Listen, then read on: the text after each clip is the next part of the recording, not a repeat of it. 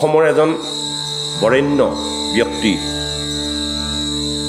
নামেই যাৰ পৰিচয় যি ব্যক্তিগত নহয় এটা অনুষ্ঠান যাক আপোনালোকে জানে জুবিন গাৰ্গ ইতিমধ্যে তেওঁ ছিংগাপুৰত হঠাতে সাগৰত খেলি থাকোঁতে মৃত্যুবৰণ কৰিলে আজি কালিৰ পৰা গোটেই সমগ্ৰ অসম নহয় ভাৰতবৰ্ষ নহয় পৃথিৱীয়ে কান্দিছে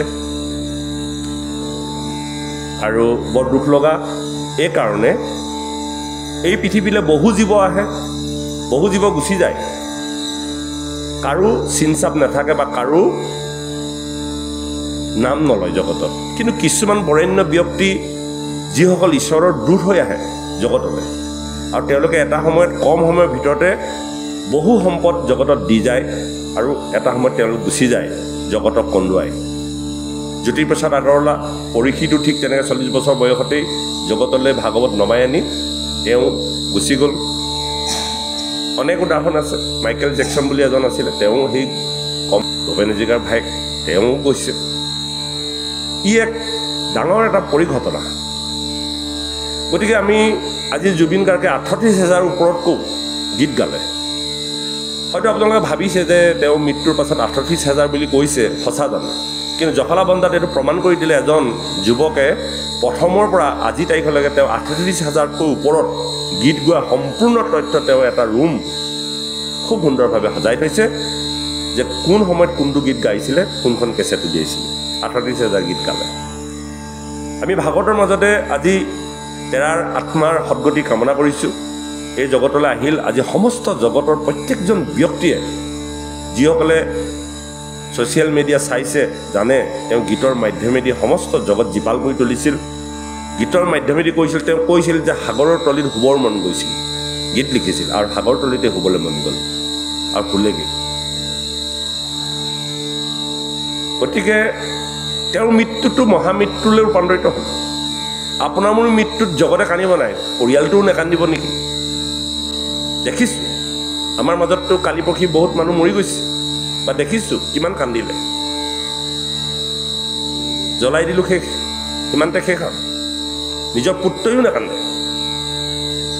নিজৰ ভালেই হ'ল বহুত দিনৰ পৰা এটা আৱৰ্জনা শেষ হৈ গ'ল কিন্তু আজি জুবিন গাৰ্গৰ কান্দোন গোটেই অসম স্থগিত হৈ গৈছে কিয় কৰ্ম কৰিলে গতিকে বাপ সমস্ত আই সমস্ত এইটো কথা কৈছোঁ আমি জগতলৈ আহিছোঁ কিবা কৰিব লাগিব কৰ্মহে আমি প্ৰতিষ্ঠা হ'ম মানুহ এটা আহিলোঁ খাইছোঁ বৈছোঁ আৰু সংসাৰখন কৰিলোঁ আৰু আমাৰ কাম সিমানতে শেষ নহয় আমাৰ বহুত কৰণীয় আছে আমি সঁচাকৈ আপুনি মই নিজকে এবাৰ ভাবোচোন কথাবিলাক সঁচাকৈ মই মানুহো নহৈছোঁ নেকি এনেকুৱা এটা ভাৱ আমাৰ আহিব লাগে গতিকে কৈছে যে তুমি জন্ম হওঁতে মানুহ হৈ জন্ম হোৱা আৰু মৃত্যু হওঁতে তুমি মানৱত্ৰ হৈ মৰা ছুপাৰমেন হৈ মৰা আমাৰ সেইটোৱে হ'ল অগ্ৰগতি পৰিণামটো কি হ'ল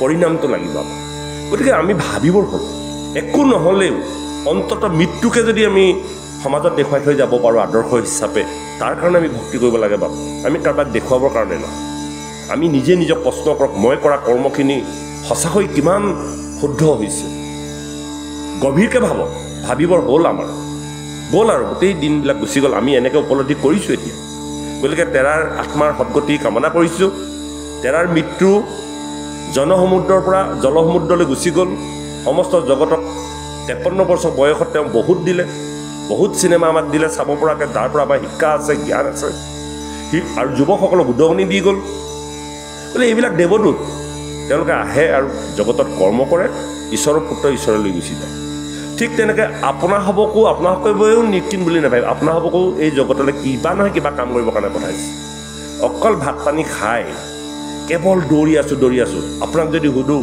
বা আপোনাৰ উদ্দেশ্য লক্ষ্য কি তেখেতে ক'ব নোৱাৰে বা আপুনি ক'ব নোৱাৰে উদ্দেশ্য লক্ষ্য কি একো নাই এনেই দৌৰি আছে জন্মৰ পৰা কেৱল দৌৰি আছে ছাল শুকাই গৈছে দৌৰি আছে কিন্তু লক্ষ্য আৰু উদ্দেশ্য একো নাই বোলে লক্ষ্য আৰু উদ্দেশ্য থাকিব লাগিব আমাৰ জীৱনটো যে মই জগতলৈ কেলৈ আহিলোঁ মই কি কৰিলোঁ আৰু কি থাকি গ'ল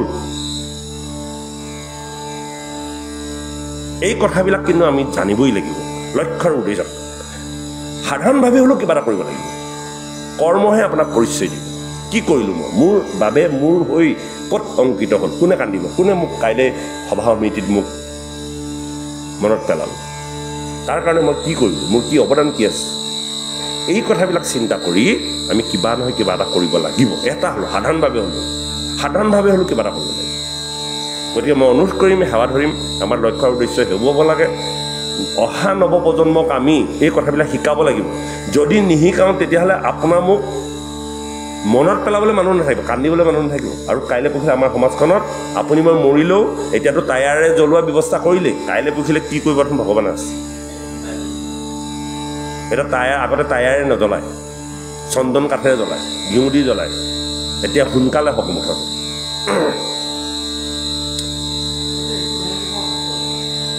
কথাটো গম পাইছেনে আপুনি গতিকে সমাজেও নেকান্দে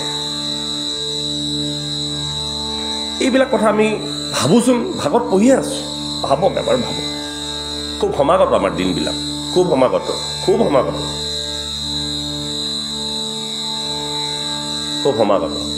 জীৱনটো বৰবাদ হৈ গ'ল একো নিশিকিলোঁ এনেই আহিলোঁ এটা সাধাৰণ জীৱ হিচাপে মাত্ৰ জেগাবন্দী কৰি থাকিলোঁ গতিকে ভাগৱতে আমাক সেইবোৰ শিক্ষা দিছে সাধু ৰংগত এই কথাবিলাক পাতি অকণমান তুমি ধৈৰ্য ধৰি কিবা এটা কৰিব পৰা ব্যৱস্থা যাতে হৈ যায় বা ঈশ্বৰৰ ওচৰত হ'লেও আমি সমৰ্পিত হ'ব পৰা এই 4টা তৰিকাও যদি আমি মানি দিওঁ অন্ততঃ ঈশ্বৰে আপোনাৰ দেহটো সাৱটি ল'ব গ্ৰহণ কৰিব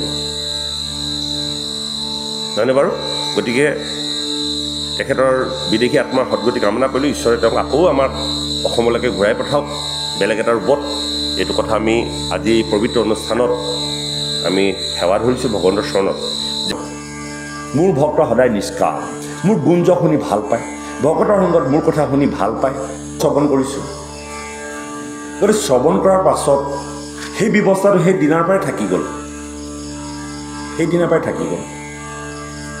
এখন কাণে শুনো এখন কাণে উলিয়াই দিওঁ আমি যিজন ভাগৱতীক এইবাৰ মাতিছোঁ যথেষ্ট শিক্ষাবিদ তেওঁ এটা কথা কৈছিল বোলে বাপ সমস্ত মই কথা এটা কওঁ শুনিব দেই আপোনালোকৰ বোলে হাঁহি উঠিল বোলে কি কথা এই বোলে দুজন ব্যক্তি এজনে সদায় ঈশ্বৰৰ গুণ নাম লৈ থাকে ঈশ্বৰৰ কৰ্ম কৰি থাকে সাধুৰ সংগলৈ গৈ থাকে ভাগৱত গাই ঘূৰি ফুৰে গোটেই ত্ৰিভুৱন ভাগৱত গাই ঘূৰি ফুৰে আকৌ দেই এজন আৰু এজনে কি কৰে খুব স্পীডত গাড়ী চলায় একদম 120 130 ই কোনোদিন লাহেকৈ নচলায় বাইক চলালেও মানুহে কৈ যায় ই যাব আৰু লগত উঠি যোৱাটোৱে মানে ভালকৈ নধৰিলে দিগদাৰ আছে এই দুইটা মানুহ এটা সময়ত মৃত্যুবৰণ কৰিলে যমৰ ওচৰ পালেগৈ আৰু এটা বিচাৰ চলিছে বোলে তুমি কি কৰি আহিলা কোৱা বোলে সেই ধৰ্মৰাজ মই বোলে গোটেই জীৱনটো অকল ভাগৱতকে পঢ়িলোঁ ভাগৱতকে শুনালোঁ এনেকুৱা ভাল কামেই কৰিলা গোটেইখিনি চাৰ্টিফিকেট দিছা যমদূতক মাতি আনিলে ইয়াক লৈ যা এই ভগা বিচনাখনত শুবলৈ ই গোটেই জীৱন ভাগৱত গালেতো ইটো মাতি আনিলে তোমাৰ কি হ'ল তুমি কি কাম কৰা বোলে মই খুব গাড়ী চলাওঁ খুব স্পীডত চলাওঁ মই একদম খেলি মেলি নাই আৰু একদম কেনি কাটি লৈ যাওঁ ঠিকনা নাই আৰু মোক কোনো কাম নাই এই দুটো মাতি আনিলে এওঁ ধুনীয়াকৈ সোণৰ পালেঙত ভালকৈ আৰামছে থাকিবলৈ দিয়ে সিজনে তপৰাই মাতিলে বোলে প্ৰভু আপোনাৰ বিচাৰখন শুদ্ধ হোৱা নাই নেকি মই ইমান ভাল কাম কৰাৰ পাছত আপুনি মোক এনেকুৱা এখন ভগা বিচনাত শুবলৈ দিলে আৰু সেইটো মানে কোনোদিন ঈশ্বৰৰ নাম নাই লোৱা কেৱল গাড়ী স্পীডত চলায় মানুহ মৌনে জীউনে হৈ যায় তেওঁ অটপালিত মানুহ ভয় খাই থাকে আৰু তেওঁক আপুনি সোণৰ পালেঙত বহিবলৈ দিলে শুবলৈ দিলে বোলে চোৱা তুমি ভাগৱত গাই ফুৰিলা হয় এই যিসকল মানুহে ভাগৱত শুনিছিলে তেওঁলোকে এখন কাণে শুনিলে এখন কাণে উলিয়াই দিলে একো কাম নহয় কোনোবাই টোপনিয়াই থাকিলে কোনোবাই গ্ৰাম্য কথা ভাবি থাকিলে কোনোবাই এনেই বহি থাকিলে তোমাৰ দ্বাৰা একো জগতৰ কাম নহ'ল এখন কাণে শুনিলে এখন কাণে উলিয়াই দিলে আৰু কেৱল ভাগৱতত গৈ টোপনিয়াই থাকে সেইকাৰণে তোমাৰ দ্বাৰা একো লাভ নহয় বোলে সেইজনক কেনেকৈ কোৱা সেইজনে যেতিয়া গাড়ী চলায় গাড়ীত যেতিয়া উঠি যোৱা মানুহকেইটাই যেতিয়া স্পীডত চলায় সেই প্ৰভু বচাব সেইটো ক'ৰবাত মাৰিব দে কৃষ্ণ প্ৰভু কৃষ্ণ যেনে তেনে অকল ভয়তে কৃষ্ণ নাম গতিকে তেওঁ যিটো কাম কৰিলে এটা সাধু কথা কথা কৈছে নহয়। গতিকে তেওঁ যিটো কাম কৰিলে, যিটোৰ জৰিয়তে তেওঁ এনেকুৱা এখিনি মানুহক ঈশ্বৰৰ নামৰ প্ৰতি ধাৱমান কৰাই দিলে। এই টান পৰিলে যে ৰাম বোলক এই কথাটোলৈ আহিল। গতিকে তেওঁ সেইটো কাম কৰে। ভয় খুৱাই হ'লেও কিবা খুৱাই হ'লেও তো ঈশ্বৰৰ নাম লোৱালেতো, গতিকে তেওঁ সেইকাৰণে এনেকুৱা এটা ব্যৱস্থা কৰা হ'ল। দেখি নহওক। গতিকে আমি সদায় জানিব, নিষ্কামভাৱে যদি ঈশ্বৰক সাধনা কৰিছোঁ, একদম সকলো ত্যাগ কৰি ঈশ্বৰৰ নাম য'তেই থাকে তাতেই শুনিবলৈ হেঁপাহ কৰিব লাগে। তাত কোনো স্বাৰ্থ থাকিব নালাগে। হে ৰাম হালৈক সমীপ মোৰ হাৰৈপ আবৰ, হাজৈৰ্য সহিতে পাঞ্চ মুখ্য ৰুচিকৰ, মোৰ সেৱা বিনে আক কদাপি বৈষ্ণৱে, মই যাচে দিওঁ যদি তথাপি নলৱে। সকলোৱে ভক্তি কৰে এটা কাৰণে, 5 প্ৰকাৰ মুক্তি লাগে। আমি বন্ধনত আছোঁ না? কি বন্ধনত আছোঁ? সংসাৰৰ বন্ধনত আছোঁ। আজি আমি ভাগৱত শুনাৰ পাছত ঘড়ীটোলৈ চাওঁৱেই, নিৰ্দিষ্ট সময়ত চামেই। আইসকলেও চাব, আপুনি চাব, ময়ো চাম। কেলৈ? বন্ধন আছে। মোৰ ঘৰখনে মাতি আছে, বিষয়খনে মাতি আছে। গতিকে 9টা 10টা বাজি যোৱাৰ লগে লগে আইগৰাকী হ'লেও আপোনাক ফোন কৰিব যে আপুনি আহিব হোৱা নাই নেকি। এইটো বন্ধন। আমি দায়বদ্ধ হৈ থাকোঁ সংসাৰৰ কিছুমান নিয়মত, এইটোকে বন্ধন বুলি কৈছে। আৰু এই বন্ধনৰ পৰা মুক্ত হ'বৰ কাৰণে প্ৰত্যেকজন লোকে চিন্তা কৰে। মৃত্যু হোৱাটো মুক্তি নহয়, আপুনি জীৱনতে মুক্ত হ'ব লাগিব। জীৱনতে মুক্ত হ'ব, জীয়াই থাকক। কেনেকৈ মুক্ত হ'ব আপুনি? কেনেকৈ মুক্ত হ'ব? মই আজি এই কথা ৰাতিপুৱা মোৰ আইগৰাকীৰ লগত আলোচনা কৰিছোঁ। এই কথাবিলাক মই কৈছোঁ যে চোৱা, জীৱনতে মুক্ত হ'ব লাগে। কেনেকৈ? এই যে মই এতিয়া ল'ৰা এটা বিয়া পাতিবলৈ গৈ আছোঁ, নহয়নে বাৰু? ল'ৰাটোক বিয়া পাতি দিব লাগিব, কিবা কৰিব লাগিব, কিবা কৰিব লাগিব। ল'ৰাটোৱে কি কৰিছে তাক মই কৰিবলৈ সুযোগ দিয়া নাই। বজাৰখন ময়ে কৰিছোঁ, ঘৰটো ময়ে বনাইছোঁ। আজি ল'ৰাটোৱে 30 বছৰ হ'ল, নিজে কৰি খাব পৰা হ'ল, কিন্তু আমি এৰি নিদিওঁ কিয়? সদায় পিতৃয়ে ছাল ওলাই থকালৈকে, কঁকাল বেকা হোৱালৈকে কৰিয়ে থাকিব। সন্তানক কেতিয়াও কৰিবলৈ এৰি নিদিয়ে। বজাৰখন কৰিবলৈ এৰি নিদিয়ে, খেতি বাতি কৰিবলৈ এৰি নিদিয়ে। অ' বাবা, তই যেনেকৈ খোৱা মই তেনেকৈ খাম, মই আজিৰ পৰা আৰু এইবিলাকত নাই। আপুনি চাব, আমাৰ গাঁওবিলাকত আছে বা আপোনালোকৰ বা ময়ো, আমি কিন্তু আজিলৈকে এই ব্যৱস্থাটো এৰি দিব পৰা নাই। সেইটোৱেই বন্ধন, সেইটোৱেই বন্ধন। ঈগল চৰাই কিছুমান চৰিত্ৰ আছে সাধনাত। ঈগল চৰাইটো কি হয়, তেওঁ 40 বছৰ জীয়াই থাকে। 40 বছৰ পাছত ঈগল চৰাইটো বুঢ়া হৈ যায়, নখবিলাকে কাম কৰিব নোৱাৰা হৈ যায় চিকাৰ কৰোঁতে কৰোঁতে। আৰু ঈগল চৰাইটোৱে তেতিয়া কি কৰে, এটা পৰ্বতৰ টিঙলৈ উৰি যায়, উৰি গৈ ঠোঁটটো ভোটা হৈ যায়, চিকাৰ কৰিব নোৱাৰে, পাখিবোৰ দুৰ্বল হৈ যায়, আঙুলি নখবিলাকো ভোটা হৈ যায়। তেওঁ নোখোৱা নোবোৱাকৈ ঠোঁটটোক শিলত মাৰি মাৰি মাৰি মাৰি ঠোঁটটো এৰুৱাই পেলায়। পাখিবিলাক টানি টানি টানি টানি এৰুৱাই দিয়ে আৰু নখবিলাক শিলত মাৰি মাৰি মাৰি মাৰি ছিঙি দিয়ে। আপুনি মই নখ যদি নাকাটোঁ, আমাৰ নখবিলাক যদি থৈ দিওঁ, আমাৰ নখবিলাক এটা সময়ত বেকেটা বেকেটি হৈ আমাৰ কৰিবলগীয়া হাতখনে আমি কাম কৰিব নোৱাৰোঁ। নখ চখবোৰ কাটি আছোঁ কাৰণে পাৰিছোঁ, হয় নাই কওকচোন? ছাগলীবিলাক চাবচোন, যদি নখবোৰ দীঘল হৈ যায়, ভৰিটো বেকেটা বেকেটি হৈ গুচি যায়। ঠিক তেনেকৈ ঈগল পক্ষীটোৱেও তেওঁ 40 বছৰ পাছত পুনৰ এটা নতুন জীৱনৰ কথা চিন্তা কৰে। তেওঁ জীৱনত হাৰ নামানে, বয়স হৈছে বুলি হাৰ নামানে, লগে লগে তেওঁ পৰ্বতৰ টিঙলৈ 45 তেওঁ নোখোৱাকৈ থাকে আৰু তেওঁ শৰীৰটোক সক্ৰিয় কৰিব বিচাৰে। পাখিবিলাক টানি দিয়ে, পুনৰ নতুন পাখি গজে, ঠোঁটটো ছিঙি দিয়ে, ঠোঁটটো ছিঙি দিয়াৰ লগে লগে তেওঁ যন্ত্ৰণা পায়, একো খাব নোৱাৰে, আঙুলিবিলাক নখবিলাক ছিঙি দিয়ে আৰু লগে লগে 45 দিনৰ পাছত নতুন নখ আহে, নতুন পাখি আহে, ঠোঁটটো নতুনকৈ গজি উঠি আহে। তাৰপিছত আৰু 40 বছৰ তেওঁ চিকাৰ কৰি খাব পৰাকৈ তেওঁ জীৱনটো সক্ৰিয় কৰে। এইটো হ'ল জীৱনৰ সাধনা। আমি সাধনালব্ধ জীৱনত এনেকুৱা ধৰণৰ কথাবিলাকে লিখিছোঁ।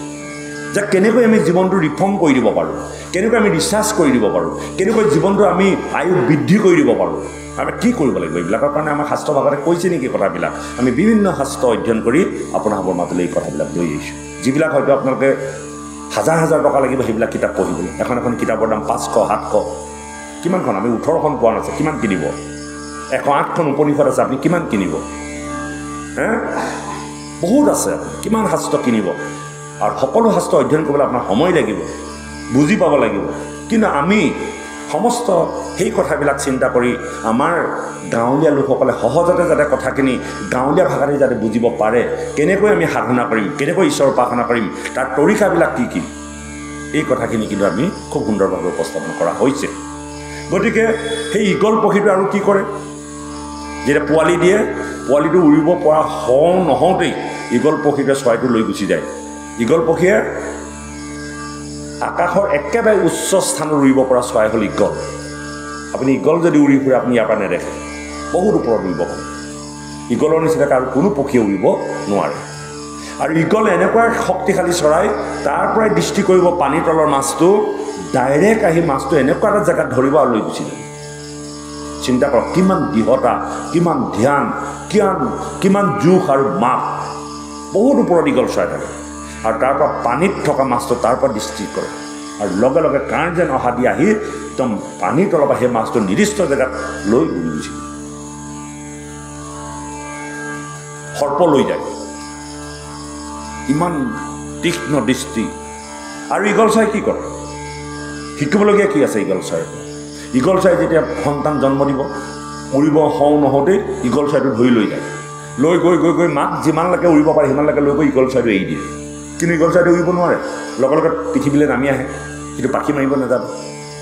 আৰু পক্ষীটো কিন্তু মাক লগে লগে আহে, মাটিত নপৰোঁতে আকৌ পক্ষীটো পোৱালিটো ধৰি দিয়ে, আকৌ লৈ যায়, আকৌ এৰি দিয়ে, আকৌ লৈ যায়। এটা সময়ত সেই পাখি মাৰিবলৈ, নিজে কষ্ট কৰিবলৈ সি সাহস কৰে, যত্ন কৰে, কাৰণ মৃত্যুৰ প্ৰতি সকলোৰে ভয় লাগে। আমাৰ ভুল সেইখিনিতে হৈ আছে। আমি ল'ৰা ছোৱালীবিলাকক এৰি নিদিওঁ কাম কৰিবলৈ, অকল আমি কৰি আছোঁ। গতিকে আমি বন্ধন, আমি মুক্ত হ'ব লাগিব। ল'ৰাটোৱে কষ্ট পাব, আমুকে কষ্ট পাব, মই কৰিব লাগিব, মই নহ'লে ঘৰখন নচলিব নে, বা অন্য কথাবিলাক এৰি নিদিওঁ আমি। আৰু যিজনে এৰি দিব পাৰিছে সেইজনে জীৱনতে মুক্ত। কিন্তু এৰি দি ঘৰত বহি থাকিলে নহ'ব, গাটো গেদা হ'ব, সেইটো আকৌ ভুলৰ পচলা। ল'ৰা ছোৱালীক কাম কৰে, নিজৰ গাটো আৰাম দি দি ভূত এখিনি আছে নহয়, সেইটো নহয়। আপুনি কি কৰিব, ঘৰৰ দায়িত্ব দি কি কৰিব, আপুনি সাধুৰ সংগলৈ গৈ আপুনি জীৱনত এনেই থাকিব নোৱাৰিব, সময় নষ্ট কৰিব নোৱাৰিব, ঈশ্বৰ সাধনা কৰিব লাগিব। কথাবিলাক উপলব্ধি কৰিব। এই কথাবিলাক আমি নজনাৰ কাৰণে আমাৰ জীৱনবোৰ বৰবাদ হৈ যায়। আমি আগবয়সতে মৰিব লগা হয়, আমাৰ স্বাস্থ্যটো আমি সুস্থ কৰি ৰাখিব নোৱাৰোঁ। গতিকে এইবাৰ আপোনালোকে সেই কথাখিনি চাব। গতিকে আমি মুক্ত হ'ব লাগিব বন্ধনৰ পৰা, আৰু বন্ধনৰ পৰা মুক্ত হ'লে আমাৰ ভক্তি হ'ব। সেইকাৰণে কৈছে, মূৰৰ সেৱা বিনে আকৌ কদাপি বৈষ্ণৱে মই যাচি দিওঁ যদি তথাপি নলয়। কি নলয়? মুক্তি নলয়। 5 প্ৰকাৰ মুক্তি আছে, সাৰূপ্য, সাদৃশ্য, সামীপ্য, সালোক্য, নিৰ্বাণ। 5 প্ৰকাৰ মুক্তি শ্ৰেষ্ঠ। কিন্তু ভগৱানে 5 প্ৰকাৰ মুক্তি দিয়াৰ পাছতো ভকতসকলে সেই মুক্তি গ্ৰহণ নকৰে। কেলৈ নকৰে? মুক্তি যদি হৈ যায় তেতিয়াহ'লে ঈশ্বৰ উপাসনা কৰিব নোৱাৰে। কেৱল মনুষ্য হৰিহে ঈশ্বৰ সেৱা কৰিব পাৰে। গতিকে ভক্তজনে বিচাৰে, জানোচা মই মুক্তি হৈ গুচি যাম, ঈশ্বৰ সেৱা বঞ্চিত হ'ম। আৰু ঈশ্বৰ সেৱা কৰোঁতে কৰোঁতে কৰোঁতে তেওঁৰ পাছে পাছে মুক্তিয়ে ঘূৰি ফুৰে, মোক লোৱা মোক লোৱা। 5 প্ৰকাৰ মুক্তিয়ে ভকতৰ পাছে পাছে ঘূৰি ফুৰে। কেনেকৈ হ'ল এইটো কথা? এই আপোনাৰ যেতিয়া বৃন্দাবনত দেৱৰ্ষি নাৰদ গৈছিল, তেতিয়া এগৰাকী মাতৃয়ে খুব ইনাই বিনাই কান্দিছে, দেৱৰ্ষি নাৰদে সুধিল, কি হ'ল আই? বোলে চোৱাচোন, মোৰ সন্তান 2টা, ইতিমধ্যে সন্তান 2টা ক্ৰমান্বয়ে বুঢ়া হৈ গৈ আছে, আৰু মই ক্ৰমান্বয়ে মাকজনী গাভৰু হৈ আহি আছোঁ। কি হ'ব? নিয়মমতে সন্তানবিলাক তেজস্বী হৈ থাকিব লাগে, পিতৃ মাতৃ ইদিনাতকৈ সিদিনা বুঢ়া হৈ যাব লাগে, এইটো প্ৰকৃতিৰ নিয়ম। আৰু এতিয়া কি কৈছে, সেই মাতৃগৰাকী ইমান শক্তিশালী তেজস্বী হৈছে, কিন্তু সন্তান 2টা ক্ৰমান্বয়ে বুঢ়া হৈ গৈ আছে আৰু তাৰ দুখতে মই দুখ কৰিছোঁ। দেৱকী নাৰদক কৈছে, তেতিয়া দেৱকী নাৰদে ক'লে যে সেই সন্তান দুটিক ভাগৱত শ্ৰৱণ কৰাব লাগিব। বৃন্দাবনত তৃতীয়বাৰ ভাগৱত আহিছে। প্ৰথমবাৰ ভাগৱত আহিছে পৰীক্ষিতক উদ্দেশ্যি, দ্বিতীয়বাৰ ভাগৱত বৃন্দাবনত, তৃতীয়বাৰ আহিছে গোকৰ্ণে দণ্ডুকাত ভাগৱত কৈছে। 3 বাৰ আহিছে। গতিকে সেই সন্তান দুটি হ'ল জ্ঞান আৰু বৈৰাগ্য। যেতিয়া ভগৱন্ত পুৰুষে মুক্তি প্ৰদান কৰিলে, যি ভক্তি কৰিব তেওঁ মুক্তি পাব, মুক্তি দিব লাগিব। আৰু এতিয়া তেতিয়াৰ পৰা কি সিদ্ধান্ত ল'লে, মুক্তিয়ে কি কৰিলে, লগে লগে তেওঁ ইয়াত এৰি পেলাই বৈকুণ্ঠলৈ গমন কৰিলে। মুক্তি নাথাকে, মুক্তি কোনোবাই লওঁ বুলিও নোৱাৰিব। কিন্তু মুক্তি আপোনাপুনি আহিব যদি ভক্তজনে ভক্তি কৰি দিয়ে। আপুনি মুক্তি বিচাৰি ভক্তি কৰিব নালাগে। সেইকাৰণে কৈছে মুক্তিত নিষ্পৃহ যিটোজন সেহি ভকতক নমো ৰসময় মাবহু ভকতি সমস্ত মস্তকমণি নিজ ভকতৰ বৈশ্য ভজোহন দেৱদেৱ। যাৰ মুক্তিত স্পৃহা নাই সেইজন ভকতকহে মই প্ৰণাম কৰোঁ, সেইজনৰ মুখৰ পৰাহে মই ৰসময় ভক্তি বিচাৰিছোঁ। মুক্তিত ইচ্ছা নাই মানে মুক্তি নালাগে নহয়, মুক্তি আপোনাপুনি আহিব, মাত্ৰ আপুনি ভক্তি কৰি থাকক। সেইটোকে কৈছে যে তুমি কৰ্ম কৰি থাকা, ফল আপোনাপুনি পাবা। কলটোক আপুনি গাঁতত দিয়াই নাই, কলটোক কিমান ডাঙৰ হ'ব, কিমান কৰি কিমান পইচা পাম আপুনি আগতে ভাগিলে, কলটোকো লাগিলে, কিন্তু কলটোক বুঢ়া নহওঁতে ভাগি থাকিলে, তাৰপিছত আপোনাৰ আশা গোটেইখিনি শেষ। গতিকে কৈছে তুমি কৰ্ম কৰা, কিন্তু ফল তুমি অৱশ্যে পাবা। আপুনি ঈশ্বৰৰ গুণানুকীৰ্তন শ্ৰৱণ কীৰ্তন কৰক, কিন্তু আপুনি চুক্তি লৈ কৰিব নোৱাৰিব যে মই আমুক কাৰণতহে মোৰ ঘৰত মই ভাগৱত গাম, আমুকৰ কাৰণে মই নাম এষা পাতিম। কেলে ৰাতিপুৱা গধূলি নিত্য নৈমিত্তিক আপুনি নাম প্ৰসংগ কৰিব নালাগে নেকি? আপুনি নাম গাব নালাগে নেকি? যে আপুনি বছৰেকত এদিন দিন এটা ধাৰ্য কৰি লৈছে, সেইদিনাখনি আপুনি ঈশ্বৰ সেৱা কৰিব হ'ব নেকি? এইবিলাক স্বাৰ্থই, এইবিলাক ব্যৱস্থাই কেতিয়াও ভক্তি হ'ব নোৱাৰে। নিত্য নৈমিত্তিক আপুনি নাম পাতিব নালাগে আপোনাৰ ঘৰত, কিন্তু আপুনি নিত্য ৰাতিপুৱা গধূলি খাওঁতে বওঁতে শুওঁতে ঈশ্বৰৰ নাম চৰ্চা কৰি আছেনে নাই?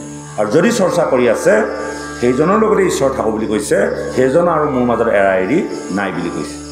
কেলে নাই? তেওঁ স্বাৰ্থ ৰাখি কীৰ্তন কৰা নাই। তেওঁ পথাৰত খেতি কৰিবলৈ গৈছে, হাল বাবলৈ গৈছে, তেওঁ কীৰ্তন গাই আছে। তাত প্ৰসাদো নাই, তাত ভকতো নাই, নেবা। কিন্তু কৰোঁ নে কিমানে কৰোঁ আমি এইবিলাক? নিজক ভাবি চালেই হ'ল আমি কিমানে কৰোঁ। সেইকাৰণে কৈছে আকাশে কীৰ্তন কৰে সৰ্বজন অতি বিতুবন ধৰ্ম সনাতন। আকাশে কীৰ্তন, এই মনত যিটো কীৰ্তন হৈ থাকে সৰ্বদা। আপুনি বিচনালৈ গৈছে, আপুনি কেইজনা কীৰ্তন গালে? আপুনি ইয়াত আহি গুৰু ভতিমাজনা গাই থাকিলে নহ'ব নহয়। আপুনি ৰাতিপুৱা গধূলি আপুনি ক'ৰবাত চাইকেল মাৰি গৈছে, ক'ৰবাত গাড়ী চলাই গৈছে, তাত আপুনি কীৰ্তন কৰি গৈছে নে নাই? সেই কীৰ্তনেহে আপোনাক লাভান্বিত হ'ব। সেইকাৰণে আমি আমাৰ ভাগৱতৰ মাধ্যমেদি আমি আইতা বা আইসকল বোৱাৰীসকলক এই কথাটো ক'ব বিচাৰোঁ, ভাত বনাওঁতে, ল'ৰা ছোৱালী মলাওঁতে, কৰ্ম কৰোঁতে, ধান জাৰোঁতে, চাউল চালোঁতে, মাটি ৰুওঁতে কেৱল ঈশ্বৰৰ নাম। প্ৰাৰ্থনাটো মুখস্থ নাই। চাওক জীৱৰ পৰিণতিবিলাক নিজে নিজে পাব। বিচাৰটো আপুনি কৰক, মই কৰিব নালাগে। মই লক্ষণবোৰহে দেখুৱাই দিছোঁ। আমাৰ কিমানৰ তেনেকুৱা এটা ব্যৱস্থা হৈ আছে বা আমাৰ ঘৰত কৰেনে? কেৱল মোবাইলত সেই ভোগবাদী, সেই ৰীল, সেই চিৰিয়েল চাই চাই, আৰু নিজৰ ঘৰতো সেইখন চিৰিয়েল কেইদিনমানৰ পাছত দেখিবলৈ পায়। এই কথাখিনিকে আমাক ভাগৱতে উপদেশ প্ৰদান কৰিছে। কিন্তু এতিয়া বুজাব কোনে, শুনিব কোনে, কৰিব কোনে? চিন্তা কৰক। যদিও আমি এই ব্যৱস্থাখিনি কৰি আছোঁ, আমি যে ফলৱৰ্তী হোৱা নাই, ফলপ্ৰসূ হোৱা নাই, ইয়াৰ কাৰণ এইখিনি। আৰু ইয়াৰ কাৰণ হ'ল আমাৰ যিটো ধাৰাবাহিক সংস্কাৰী ব্যৱস্থা তাত নাই। আৰু কোনে কাক শিকাব? কোনে কাক শিকাব? বিৰাট এটা ডাঙৰ সমস্যা হৈ আছে। ভবামতে আপুনি নহ'ব। যে কি নহওক